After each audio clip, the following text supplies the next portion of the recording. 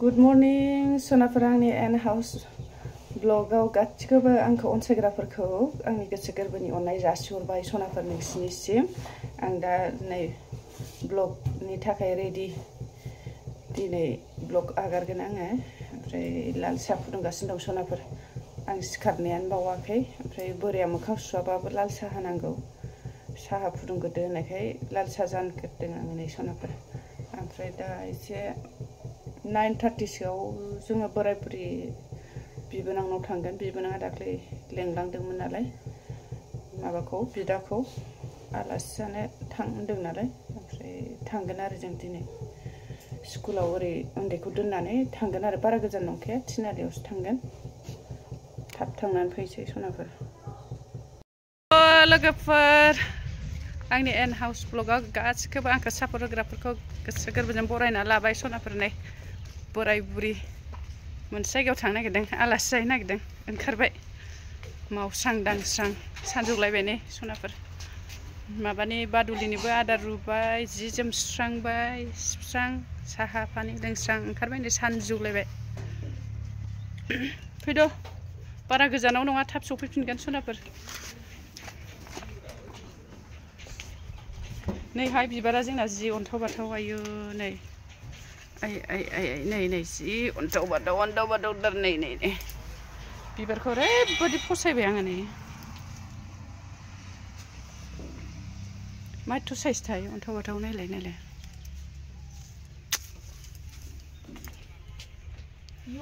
फैद' उनसुनाय थांनो ओंखारबाय सनाफोर। साहा आरि लोंखांबाय, जि जोम लोथो मेंखाबावबायसो आलासि जानो थांनो नागिरनायानो मावस्रांनानै।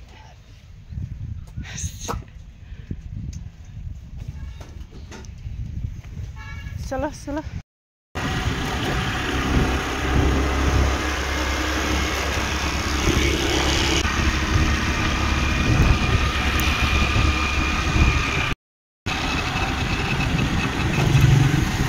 हाबफैबाय नै सनाफोर थिनालि बाजार। माइब्रा लांफानो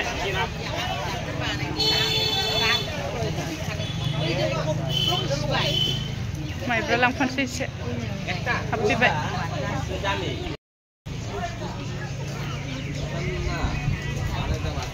बिहिरानो जायो नै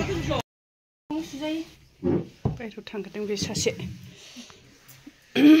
नोगोर गुदुं गुसु लागायनो।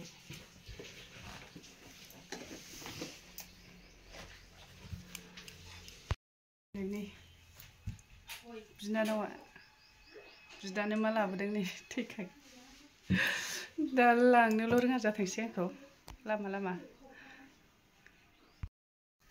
बेसे बुरजा लोङो नायसै।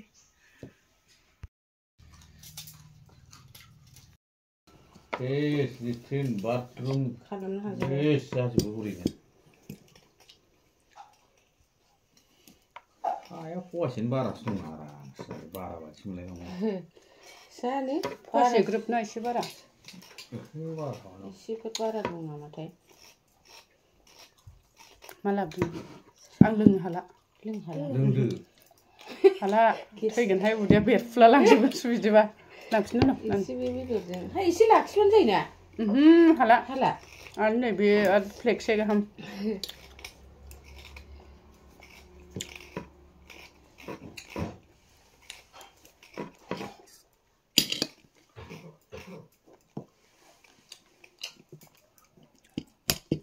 दाननानैबो जि बुरजा दानो नालाय सोलिनायनिल' थाग थिग थानाय जायो। गाव पेन्सन फैबा माबानो होननानै। आरो बे एलआइसि टेलआइसिनियाबो गावनिफ्रायनो दाननाय खालामजोबदों। बख'नाङा आरो मास जोबबाथाय दानबाय। गासिबनिबो बे फौजि माबानायफ्रा बिदिनो जोबखा गासिबो थाखि थुखि ग्रोब बे खेबसेल' मोननायजोंनो मास मोनफा मानि सोलिनांगौ। ओमफ्राय एखमबा जाहैजोबाबा रिन लाबावनांगौसो। बेजोंनो फरायनाय जाहैजोबाबानो बे सुटनि एसे नागिरदोलाय आरो लाखानांगौ माबानि। ओमफ्राय थाइबाखौथ' मोनफेरखागौ आङो 10 थाखा। फरायनायबो बेजोंनो गाननाय जोमनायबो बेजोंनो हारसिंल' खामायनायालाय बाहा ग्रोब हारसिं बाहेरानि हाबनाय गैला गावसिनिजोंल' हाबलाय ओंखारलाय।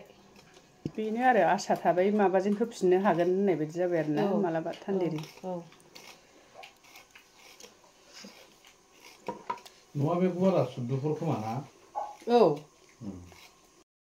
देग्लाय 1200 मोनबावदां थांनो ओंखारबाय सनाफोर ओइ थ'दो बिगुमै बिबोनां रायलायनाया जोबाखै नामा दाबो थ'द' थांसै थांनो ओंखारबाय सनाफोर गुबैया खायदा गोरोंसिनलै थांसै मानसि फैनानै दंफैयो न'आव मालाय जि होख्लायगासिनो दं मालाय गुबैया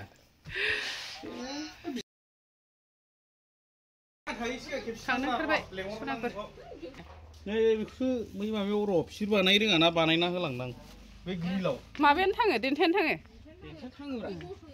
थादों होमबा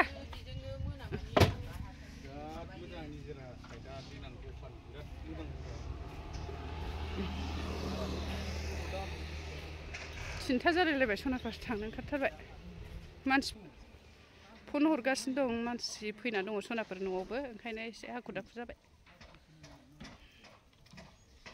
हजों गामिनि दैमुगुरिनि फैना दंफैयो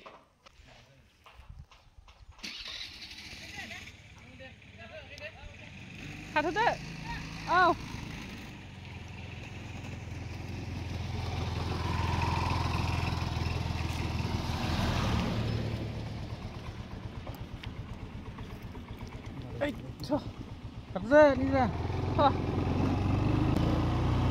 बिसोरबो नेनो बागोन ना दा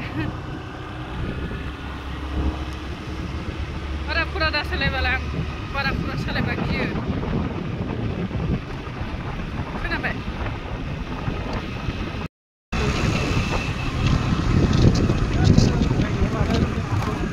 हाद्रिया जाफबबायहाय हा बासआ आरो रिजार्भसो हनै बास खाराथ' आरे बेबो साइड लाबावहाय गारिया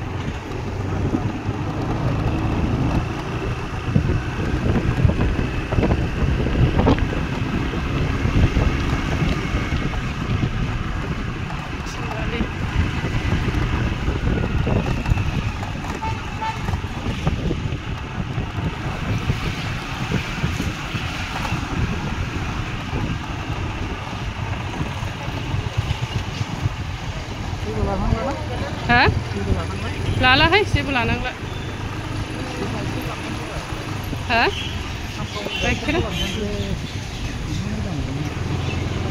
सामगावनि गाइखेरा मोजांथ' आरो